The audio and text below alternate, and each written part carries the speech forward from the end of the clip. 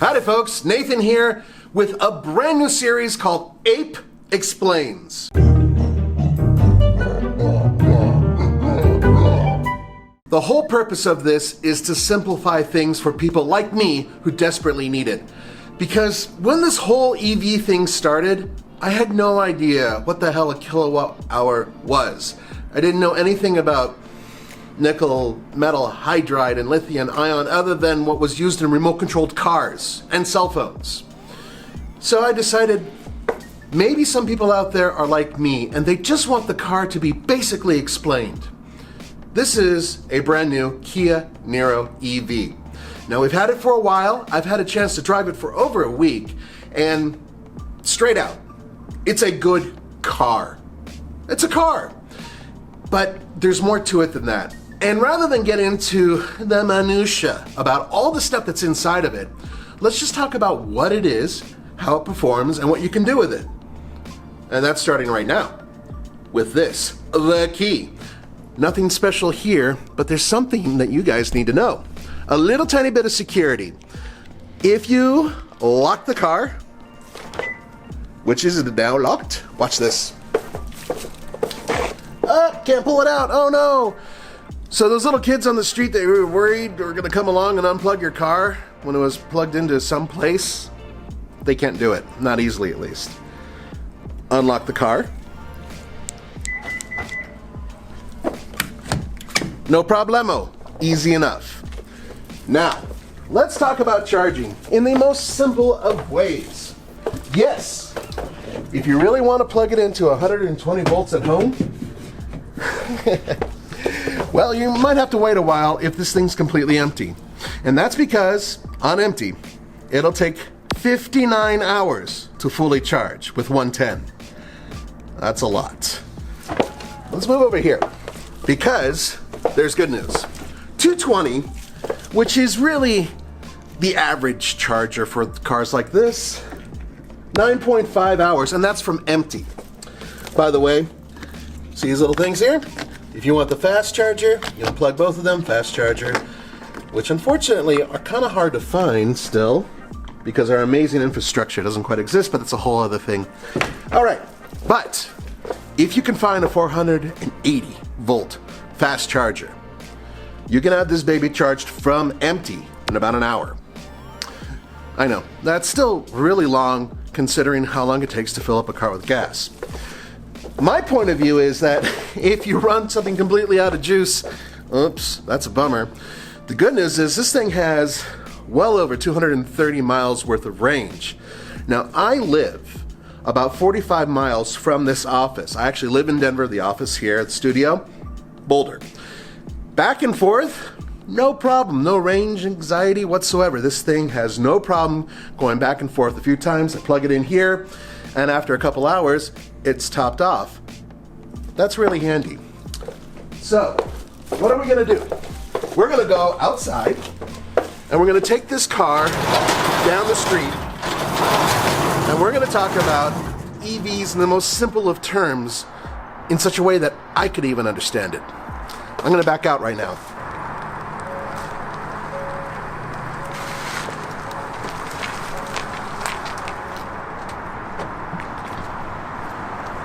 Hop on in. All right, now, like a regular car, I'm gonna shut it off. Isn't that pretty? You put your foot on the brake and you push the power button, which would on a regular car be a starter. Everything juices up, you get a system check, but the good news is you're ready to go almost right away. Then you have a rotary dial. That's for drive and reverse and park. I don't mind this. I don't like rotary dials on gas cars, but this, well, it makes sense, right? All the controls in here are very similar to a regular Kia Niro. That's including using the windshield wipers, signals, all of that stuff is pretty much out of a regular car. There is a sound that they have in the vehicle. You can hear it inside and you can hear it outside. The whole purpose of that is so you don't run over some poor unsuspecting schmo who's on a bike or running past you or walking in front of you or behind you. And that sound is sort of a whirling noise.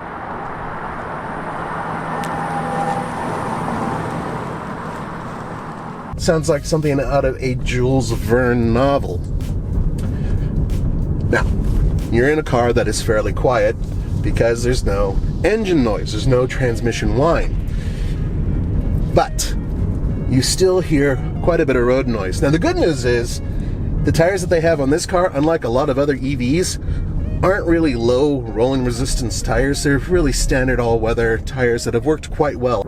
It is quick when you need it to be quick, but it's not fast. In fact, the Chevy Bolt is a little bit more nimble and a little faster off the line. This isn't built to be a sports car.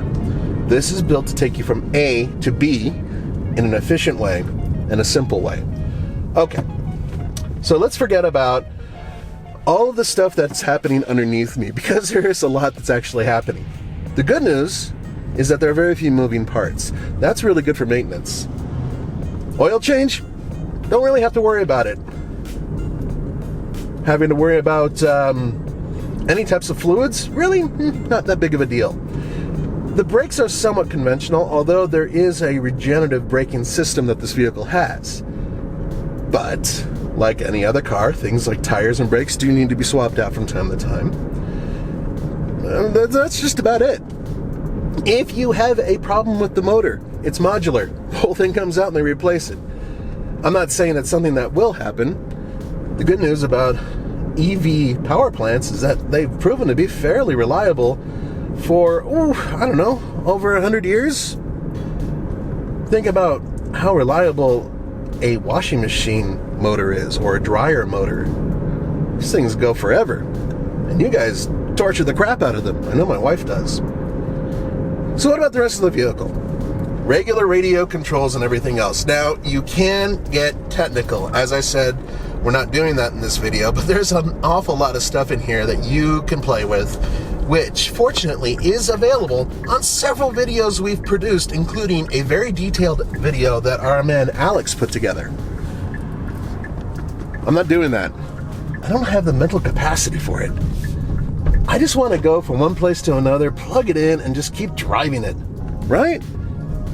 In terms of the vehicle's overall performance, it's on par with any decent powered hatchback. Comfort, it's about the same type of thing. Now here's the cool part. For me personally, I've recently gotten used to driving cars like this, electric ones, using just the accelerator. And if you change around the way the regenerative brakes are working, you can drive the vehicle almost the entire time pretty much just using one pedal, with the exception of coming to a full and complete halt. And if you want to do that, you can actually use the paddle shifter here on the left, and it'll stop the car for you. Stopped. Yay. Okay, so you've driven the car. Let's say you've gone 100 miles and you desperately want to recharge it, and you have a charger, which we have right here. I use these guys often. It's ChargePoint. They're pretty popular here in Colorado and in California, the two places I mainly drive EVs. So, what do? Put it in the park, shut it off, and plug it in. Let me show you how quickly you can do that. Now, before I plug it in, I wanted to show you guys something. If the vehicle's locked, you can't get in here. Once again, those damn kids who are trying to mess with your car can't get in. I have a ChargePoint account, and they give you this little card, which is upside down. I did that on purpose. There you go.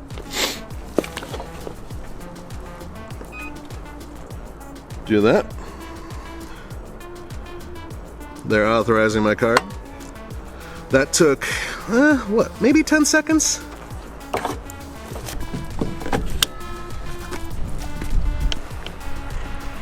That's it. Now, once again, it can take a little while to charge up a car. This one's pretty much fully charged, so to peak its charging, 10 minutes, I'll be full again. Yes, there are batteries underneath, a lot of them. This thing is actually one of the longer range cars in its class. And